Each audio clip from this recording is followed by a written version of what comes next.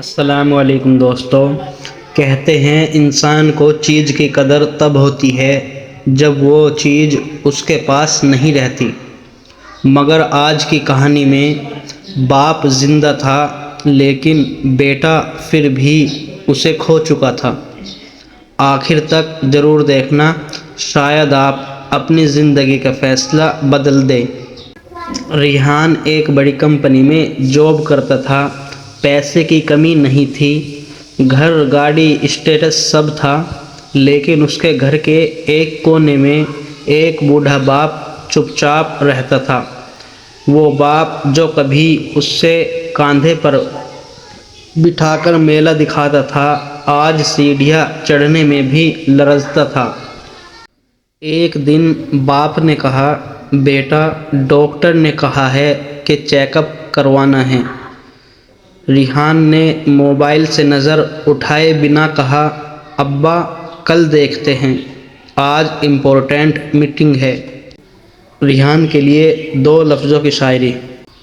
جب تک باپ ساتھ ہوتا ہے جب تک باپ ساتھ ہوتا ہے گھر میں برکت رہتی ہے، ورنہ دیواریں تو رہ جاتی ہے مگر رحمت چلی جاتی ہے۔ اس کے بعد 3 دن گزرتے گئے، باپ چپ رہا۔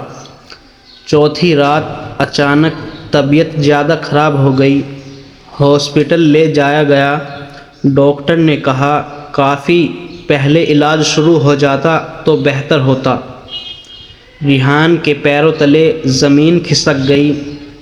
آئی سی یو کے باہر بیٹھ کر اسے بچپن یاد آنے لگا۔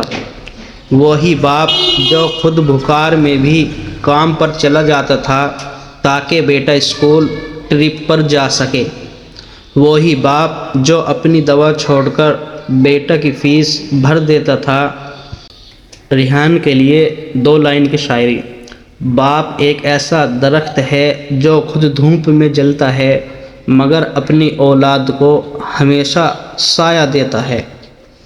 اس کے بعد آئی سی یو کے اندر باپ نے دھیمی آواز میں کہا، بیٹا پریشان مت ہو، میں ٹھیک ہو جاؤں گا، تم بس اپنا خیال رکھنا۔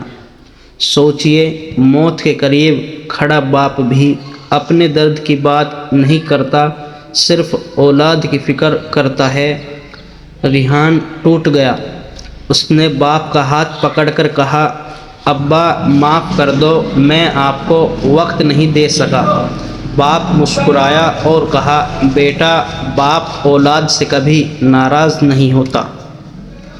دوستو، ہم پیسہ کمانے میں اتنے مصروف ہو جاتے ہیں کہ جن لوگوں کے لیے پیسہ کما رہے ہوتے ہیں انہیں ہی بھول جاتے ہیں۔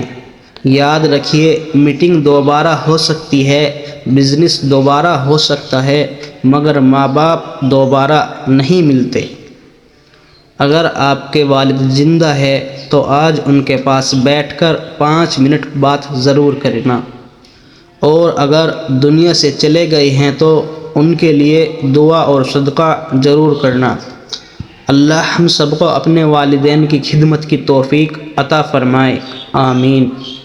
کمنٹ میں جواب ضرور دینا۔